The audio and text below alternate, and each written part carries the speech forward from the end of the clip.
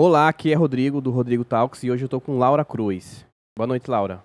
Boa noite, obrigada pelo convite e a oportunidade também de falar sobre um pouco diante da minha jornada para com Cristo e também aquilo que hoje, a vida a qual eu levo, na verdade. E como foi que tudo isso começou? Então, a minha conversão diante da doutrina a qual eu sigo, deu-se a partir da minha vida sentimental, então que eu via que não tinha jeito. Saía, ia pra festa, achava que tudo isso era um remédio, mas quando eu voltava para casa era a mesma coisa. É meio que você sentia tipo um vazio, Sim, como com se certeza. faltasse algo, né? Sim, muito, sentia muito isso. Então, aquilo me oprimia e eu via, Senhor, me ajuda, até porque já tive uma vivência com Cristo superficialmente, quando criança, depois da minha fase de adolescente, ia à igreja, mas não com muita frequência. Dizer que eu já conhecia Cristo, vou dizer que não. Era muito superficial. Até de fato chegar um momento em que eu disse, Senhor, somente tu é quem pode me tratar. Então, foi a partir disso que aconteceu a minha conversão. Mas até eu chegar a me converter, eu dizia, Senhor, precisava de algo que me prendesse mesmo para que me ajudasse a tomar essa decisão. E essa decisão partiu de qual fator? Ir na igreja, eu era irmã domingueira, ia um domingo sim, um domingo não. E cada culto que eu ia, na igreja que eu congrego hoje, que é a Igreja Internacional da Graça de Deus e que faça a obra também, o pastor sempre falava nesse seguinte sentido, assim, você precisa tomar uma decisão. E a gente sabe quando é ali o Espírito Santo de Deus falando com a gente.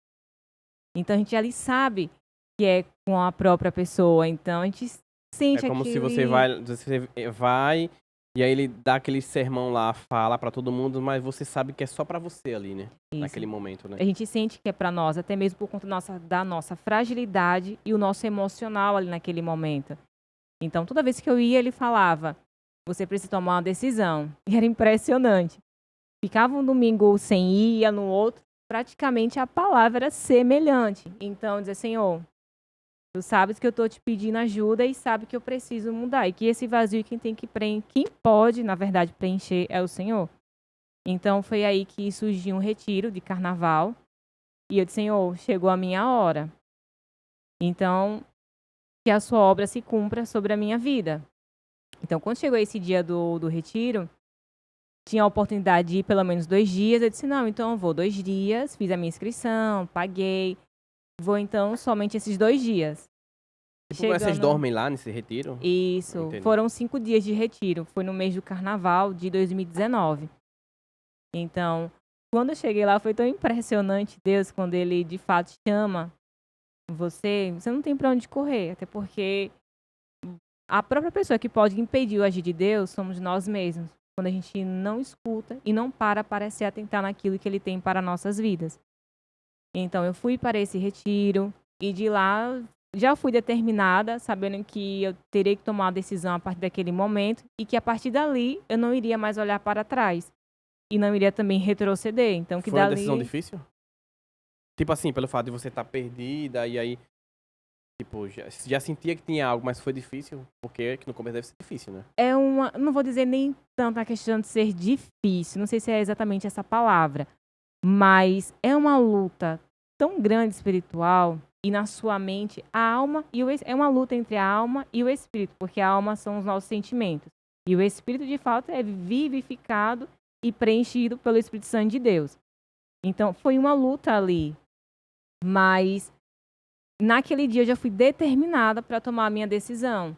Antes de chegar até aquele momento, aí eu posso dizer, usar a palavra que foi difícil. Por quê? Há um certo preconceito das pessoas que você tem convívio, amigos, Com certeza. família. Então, tudo isso, até teve uma que eu considerava como amiga, disse, você é louca. Eu tinha comentado com ela, disse, eu vou me converter. Ela, você é louca. E eu, louca por quê? Mas eu não me recordo qual foi a resposta dela, mas eu só lembro dela ter dito isso. Nossa, você é louca? Eu disse, não. Mas E não aí, muda nada a amizade entre vocês duas se ela não tivesse um preconceito, né? então, Ela falou muito sobre a hoje, opinião dela e sem saber qual é O que você queria de verdade? Exatamente. Mas hoje em dia eu digo que as amizades que eu tinha são Elas vão colegas. mudando, né? Não tenho muito contato, assim, sigo nas redes sociais, falo bem pouco.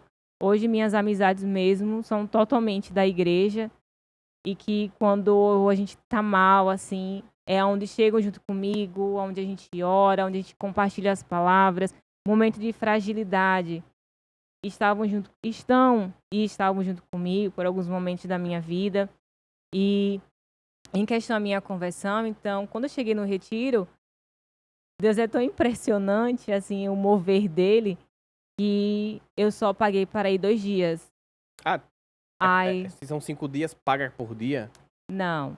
Nesse retiro, teve a disponibilidade de você escolher a quantidade de dias que você poderia ficar. Entre 2, 3 e os 5 dias.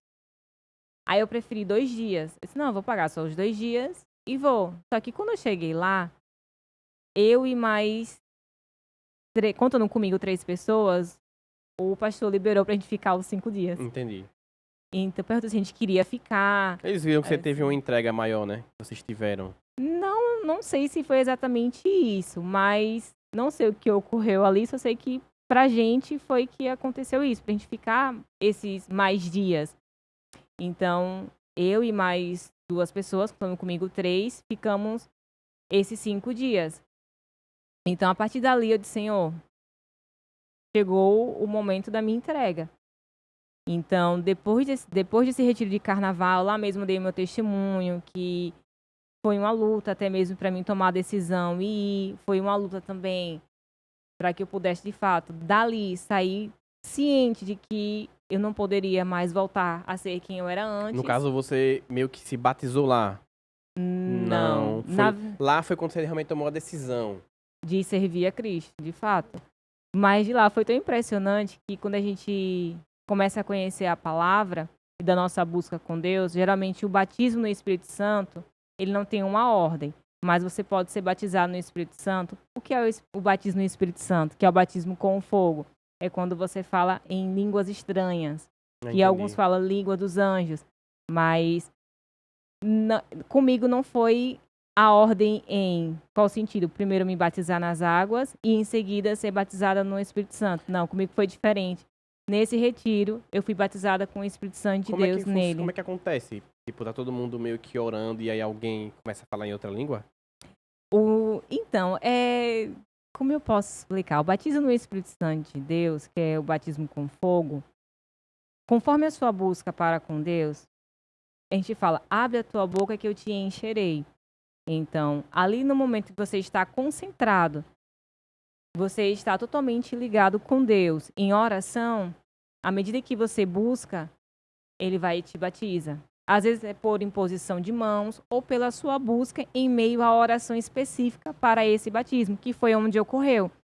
Então, no retiro teve essa oração. Então, lá mesmo eu fui batizada com fogo, ou seja, no Espírito Santo de Deus. Entendi. E quando eu retornei, eu conversei com o pastor e aí marquei o meu batismo.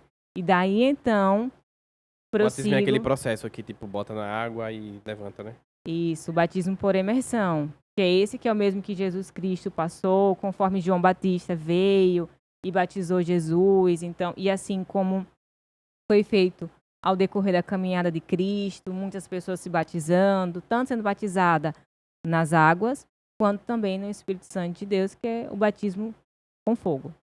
E aí, quando você sai desse retiro e aí, tipo, volta para o mundo real, digamos assim, e você já começa a se comportar diferente, as pessoas começam a estranhar, né? Que aí existe um preconceito na mudança de qualquer pessoa em qualquer área e religião, né? Sim. Porque o mundo ao redor não acompanha o mesmo ritmo.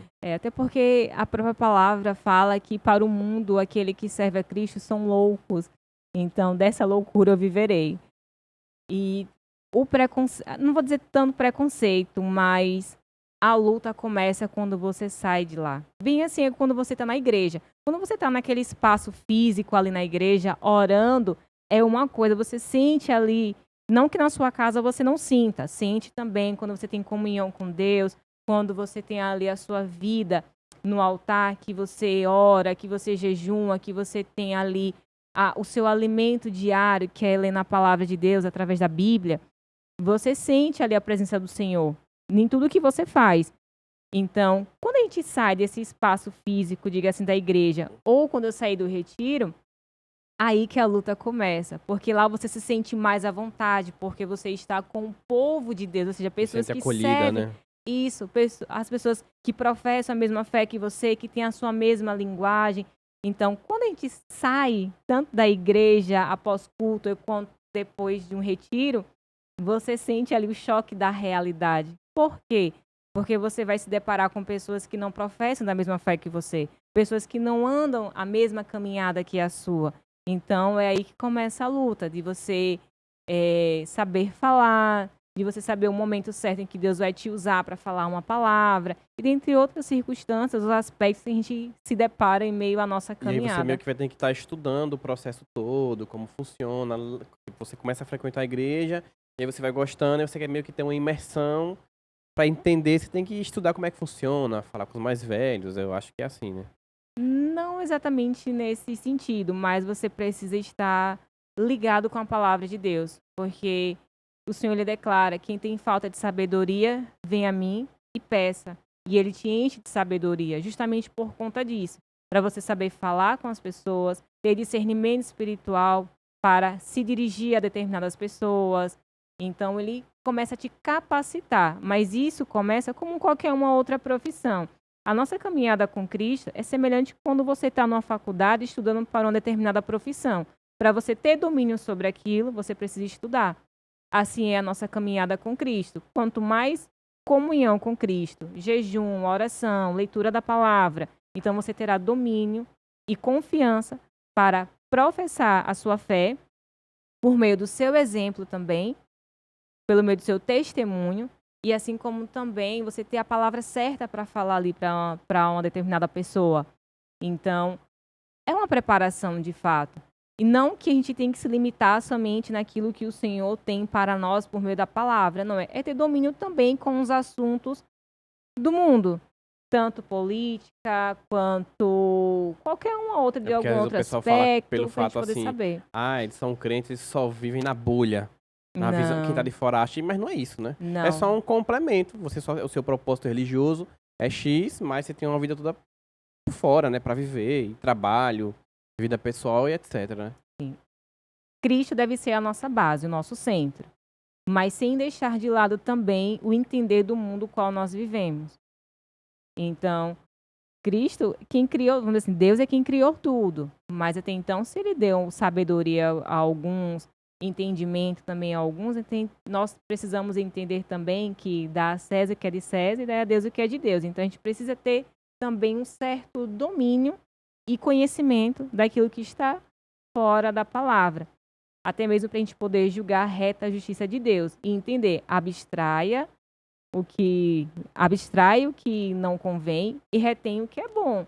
Então, tudo isso a gente precisa estar atento também e acompanhar as mudanças, tudo que acontece em nosso meio, Porque porque, então, até então que a gente vive numa época diferente, né?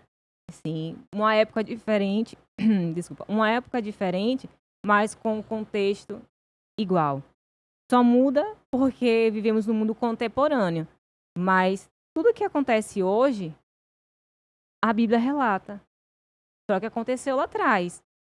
Então são atos que Mas, se repetem, tipo um ciclo. sim, quando a gente para, não tenho muito domínio da palavra ainda, até porque sou um eterno aprendiz. Então, não vou saber muitas coisas, mas quando a gente para ler a Bíblia e entender, a gente compara com a nossa vivência hoje, praticamente tudo o que acontece hoje aconteceu lá atrás. Se bem que a palavra de Deus ela é um pouco restrita em quais sentidos? A gente sabe que nem tudo ali eles conseguiram colocar na palavra, mas tudo aquilo que é necessário para nós sabermos tem nela. Da coisa mais simples às coisas mais extremas. A palavra do Senhor ela nos prepara para tudo. Você já vivenciou alguma coisa, você já estando na igreja há muito tempo, que reforçou sua fé? Porque a fé tem que ser reforçada diariamente, né? Pra quem segue o propósito à risca, vou dizer assim. Sim, a fé, ela, assim como diz no livro de 1 Pedro, fala que a fé, ela é provada como o ouro é provado no fogo. Então, é necessário que a gente venha estar estimulando a fé e tendo vivências de fé para que a nossa fé mesmo venha a ser fortalecida. Até porque se nós não formos provados e não tivermos, assim, em vivenciar milagres no nosso meio, a gente acaba meio que estagnando, se acostumando com aquilo, achando que aquilo é normal. E aí vira Não. rotina, né? Isso, vira uma certa rotina e você acaba esfriando na fé também. Então é necessário estar estimulando e entendendo aquilo que o Senhor ele tem para nós. Então, sem fé, o homem não tem como agradar a Deus. Sem fé, você não consegue nem mesmo crer que Deus existe. Então, a sua fé ela precisa estar firmada na É rocha. o propósito. É o propósito Lá no tudo. final tem Deus e até lá a gente segue nossa jornada, tipo assim, né? Olhando pra frente lá, pro final Sim, também. é um caminho reto e estreito. Quem permanecer até o fim, esse receberá de fato o galardão. Então é necessário permanecer firme até o fim. Assim a palavra do Senhor nos ensina. Então a fé, ela precisa estar sendo estimulada. E de vivência de fé para comigo, sim, já presenciei, já na igreja mesmo, irmãs que chegaram. Vou dizer o caso de uma que chegou na igreja, você via que, assim, você percebia o olhar dela de uma opressão grande na vida dela, um peso. E quando ela de fato aceitou Jesus Cristo como seu único e legítimo Salvador, se batizou e ali seguiu, tomou posse ali da palavra do Senhor, sabendo que Ele quem poderia tratar ela e quem pode mudar, quando ela passou pelo batismo nas águas e ela continuando ali servindo a Deus, é notório a mudança da fisionomia da pessoa. A forma de É meio falar, que tira um peso da pessoa, né? sim, um fardo que, como o Senhor declara, meu jugo é suave e o meu fardo é leve. Então ele tira tudo aquilo que não provém dele. E ele nos alimenta, nos preenche com tudo aquilo que nós precisamos. E também a nossa constância de saber que a nossa identidade deve ser a dele. Então, quando a gente toma posse, a gente aprende, a gente entende, confia em Deus e tem fé e acredita que ele é o nosso único e legítimo Salvador, tudo nas nossas vidas, quando a gente abre as portas para que ele possa adentrar, ele muda. Então, nessa irmã, de fato, foi uma mudança extraordinária.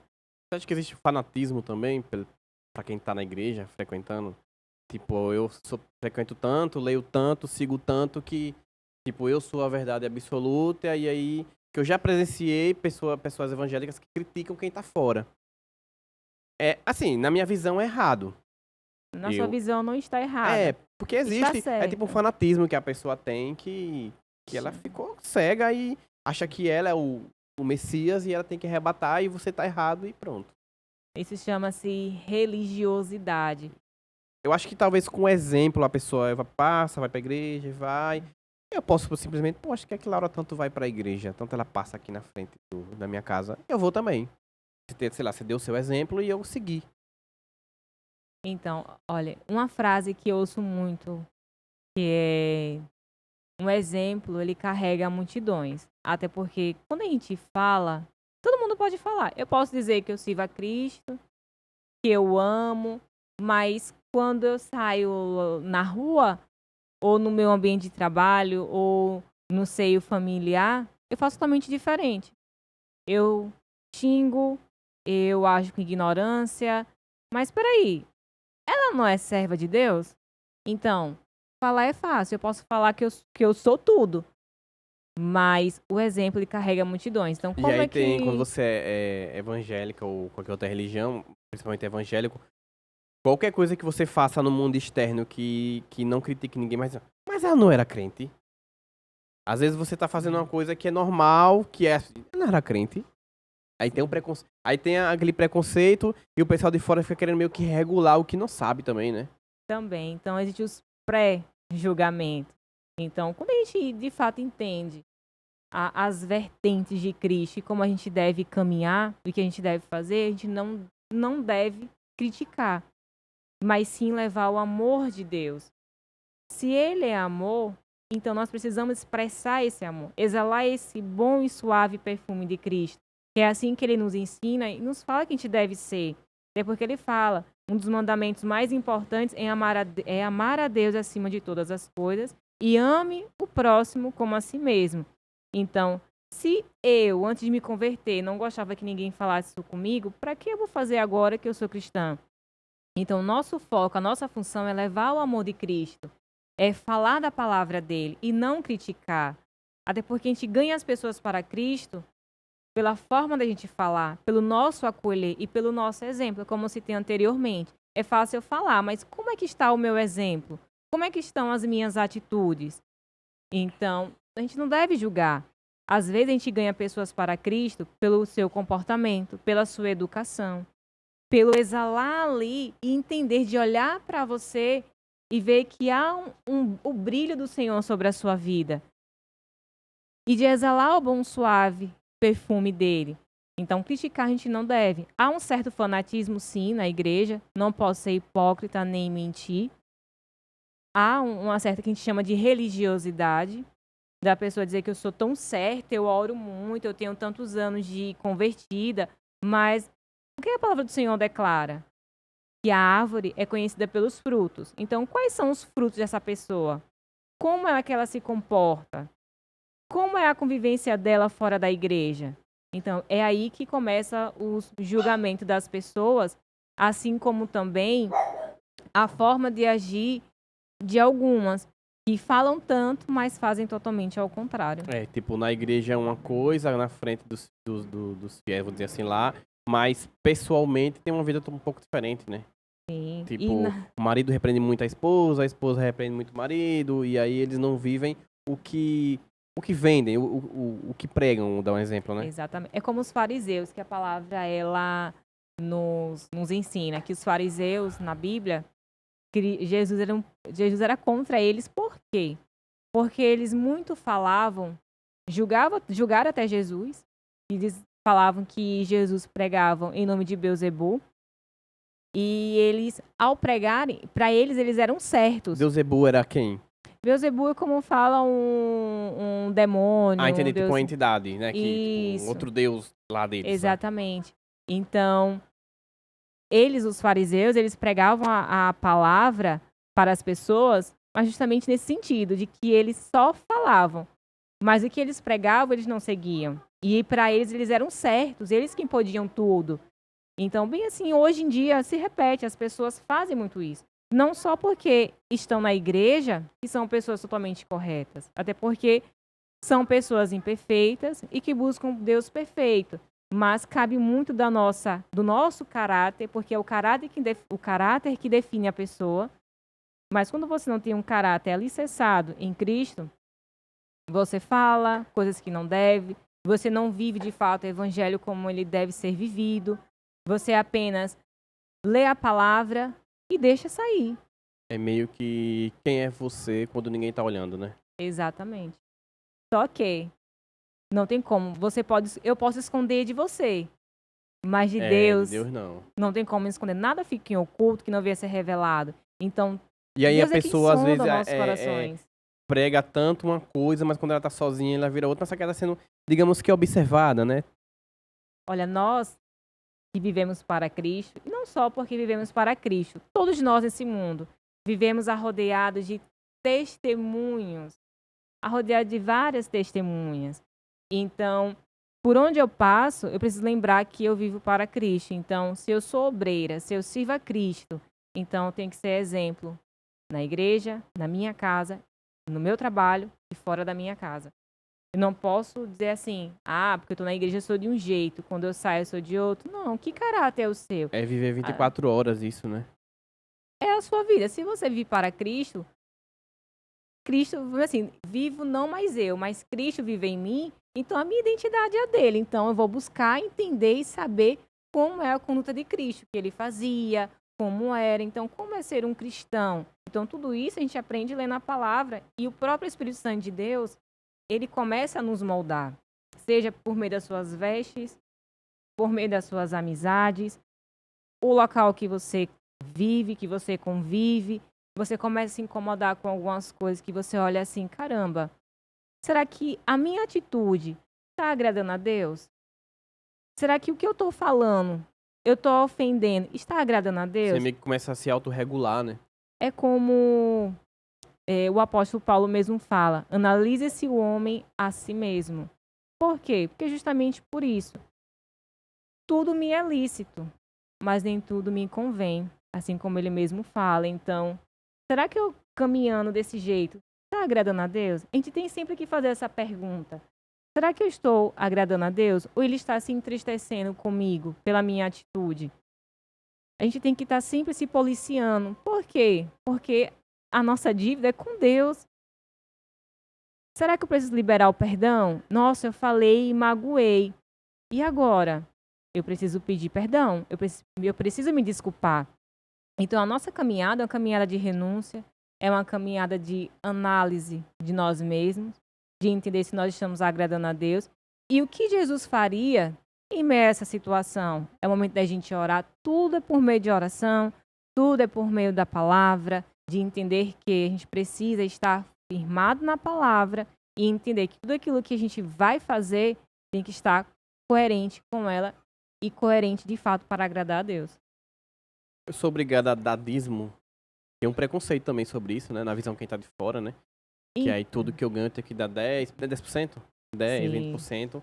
Mas eu posso optar por não dar e frequentar, né? Mas eu entendo que a igreja, ela meio que vende a fé, né? Ela tem que se sustentar, se manter. Olha, não parte pelo princípio de vender a fé. Até porque quando você começa a andar com Cristo, todos esses bloqueios mentais começam a cair por terra. Porque a gente começa a entender que entregar o dízimo é onde o nosso Deus, ele ali quebra as forças do devorador. Quem é o devorador? É Satanás. Então, a palavra do Senhor nos ensina que a gente precisa entregar, hoje seja o seu dízimo, que é a 10ª parte daquilo que você recebe, já diz, né, por ser dízimo, e ali você dá não por obrigação, mas de entender que aquilo que você tem foi Deus quem lhe concedeu.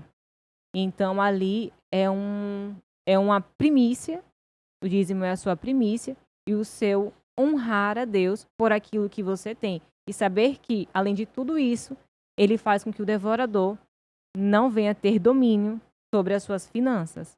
Mas se eu não tiver condições financeiras e quiser frequentar a igreja lá, eu vou ser bem recebido. Você é recebido de qualquer maneira, tendo ou não condições. Agora posso lhe dar a plena certeza, porque o Deus o qual nós servimos, ele é o Deus do ouro, da prata. Então, você vai adentrar a igreja, conforme ele vai te tratando, pode ter certeza, que ele fará você prosperar em todo o segmento da sua vida, à medida que você o busca, não superficialmente, mas que você se aprofunda em conhecer ele e entender qual é o seu direito, juntamente com ele, ele faz você prosperar em todo o sentido da sua vida. É meio que, mesmo que eu dê 10% do meu faturamento, da minha renda, e eu sigo um propósito, existe uma probabilidade grande de poder minha vida progredir mais ainda. Então, isso que eu tô dando é só um complemento. É a sua primícia de honrar a Deus. Não que você não deixe de honrar a Deus se você não tiver, mas quando você começa a ter entendimento para com Deus, o dízimo, você começa a entender a importância dele. Até porque o dízimo é o que sustenta a igreja. Então, a igreja que eu congrego não é fixa, ou seja, não é prédio próprio. Então, a gente sabe que o dízimo e as ofertas alçadas, Pra manter, ela né? contribui para manter ali a igreja. E ali é o nosso meio de estar com aquelas pessoas que servem a Deus. E é necessário termos comunhão com eles, porque caminhamos com o mesmo propósito, que é a salvação, de que nossa família venha a servir a Cristo, que os nossos filhos venham a ser filhos prósperos, assim como o Senhor fala que o filho é um presente, é uma herança do Senhor, então que eles venham caminhar nesse mesmo caminho, e dentre outras circunstâncias, que venhamos a prosperar e que a nossa saúde, de fato, venha a estar boa, que o nosso corpo venha a ser templo do Espírito Santo. Então, tudo isso faz com que a gente se sinta bem estando na casa do Senhor, de estar aprendendo cada vez mais a palavra dele e jamais deixando também de estender também o nosso conhecimento para com Deus na nossa zona de conforto, que é a nossa casa, que ali é uma extensão da igreja, é a sua casa. Tem algum provérbio que você gosta, que meio que você leva pra você? Olha, eu tenho, não é nem um livro de provérbios, mas é uma passagem da Bíblia que eu tomo pra mim e para Que é meio que qualquer cada um tem o pessoa. seu, né? Vai se identificando, e né? Isso aqui bem é minha cara, né? Vou pegar pra mim. Então, não é bem a cara, mas é por meio da sua jornada com Cristo. Seu início ou o seu meio ali da sua caminhada com Cristo, ele te faz entender. Na verdade, tudo que o Senhor fala conosco, ele dá por meio de uma palavra.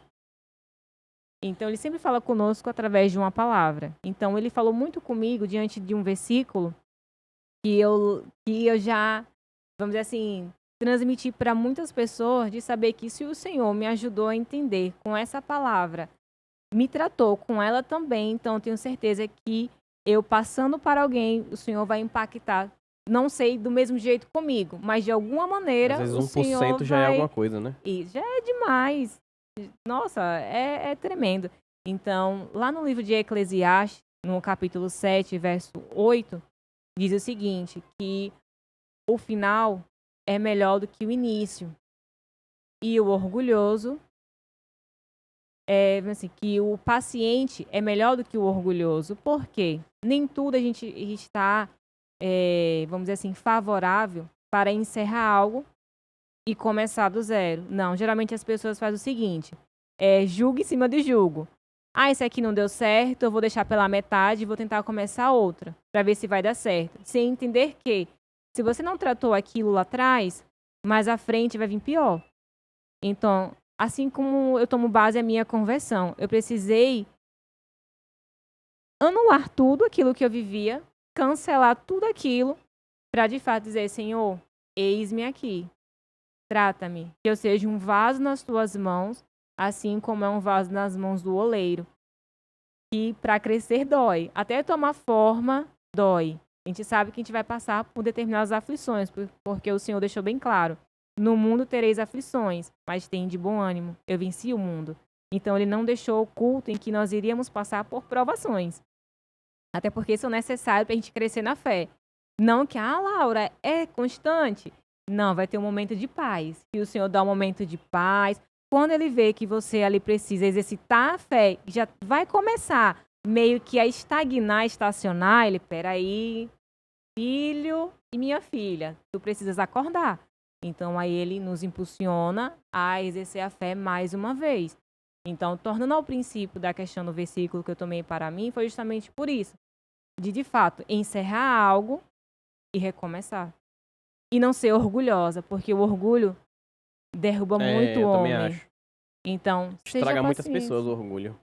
Tem um livro muito bom que é de... Eu não sei se eu vou pronunciar o nome dele certo. O nome do autor é Steve Gallagher. O nome do livro é Eu, a Raiz Exposta do Pecado. Ele fala muito sobre o ego. O ego, ou seja, o egoísmo, o orgulho do ser humano. Nós já nascemos com esse ego, esse egoísmo. A natureza adâmica, ou seja, a natureza de Adão, o ser humano já nasce com um pensamento negativo e já nasce orgulhoso. Mas o orgulho, ele não é destruído, ele é combatido. Nesse livro, Steve Gallagher, ele fala muito sobre isso, que o orgulho, ele não é, ou seja, o egoísmo, né? Ele não é vencido, vamos dizer assim, né? Ele é combatido. Como é que combate? É a gente entender que a gente nasce com esse orgulho, mas que ele é passível de tratamento. Como? Quando a gente começa a entender que o eu nasço assim, então eu vou ser diferente. Quando eu tenho a minha base alicerçada em Cristo, a gente começa a entender que se Deus é amor, humilde, manso de coração, tem empatia, se coloca no lugar do outro, tomou sobre si as nossas dores, então a gente entende que para que eu tenho esse egoísmo? Para que eu vou deixar ele prosperar? Não, vou combater ele com o bem. Assim como combate o mal, né? Com o bem, então bem assim é o egoísmo. E ultimamente você foi pra algum local que teve algum evento que você sempre vê mudanças? Porque assim, hoje você é espectadora, né? Hoje você vê com outros olhos. Mas você sempre acontece ter eventos que você já viu, tipo, aquela menina ali foi eu antes. Tipo, vai ter um retiro, um Já. evento, e aí agora você tá do outro lado. Já é tão impressionante que o Senhor ele coloca pessoas para você ser, vamos dizer assim, um testemunho vivo do que o Senhor fez com você. É assim que a gente ganha muitas pessoas para Cristo. É através do nosso testemunho de vida. Recentemente, uma prima de uma amiga minha da igreja, ela passou por um momento de relacionamento também, fora a Cristo, não foi um relacionamento em Cristo, mas sim fora, e que ela passou por uma situação semelhante à minha. Entendi. Estava oprimida, sentimentos por causa do relacionamento dela, ficou, vamos dizer assim, não entrou em Sem propósito, depressão, né? graças a Deus, sim. Não entrou em depressão, mas passou pela mesma circunstância que a minha. Então, em conversa com ela, então fui expressando a ela o que eu vivi e quem eu sou hoje. Graças a Deus, hoje ela se batizou, está frequentando a igreja assiduamente, está começando a participar dos ministérios. Então, o Senhor ele coloca pessoas para você tratar, depois que você já é tratado. Mas é interessante você estar agora do outro lado, vendo alguém chegar, perdido, Sim. desorientado, e aí querendo um propósito, e agora é você que vai ajudar. A nossa vida é assim para com Cristo.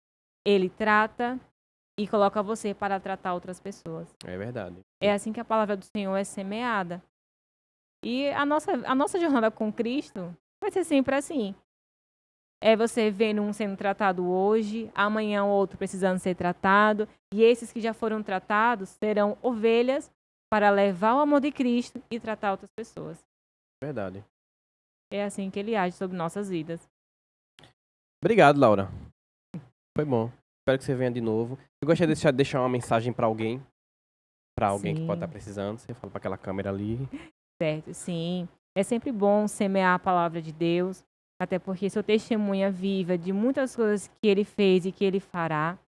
E diante de uma das minhas lutas recentes, as quais eu passei, o Senhor falou grandemente comigo no livro de Tiago, no capítulo 1, no verso 12, só a partezinha A do versículo, na versão NTLH, que ele fala: mesmo passando por aflições, continue fiel.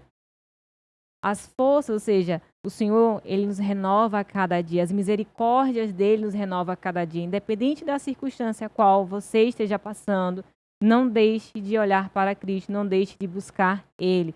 Se nunca conheceu a Cristo ou o conhece superficialmente, dê oportunidade a ele para te tratar e que ele possa preencher todo esse vazio qual você sente e que o que você vier a passar, olhe para ele, porque ele é autor e consumador de todas as coisas. Obrigado. E se você que está vendo esse vídeo aqui, se inscreva no canal, curta, compartilhe. Obrigado.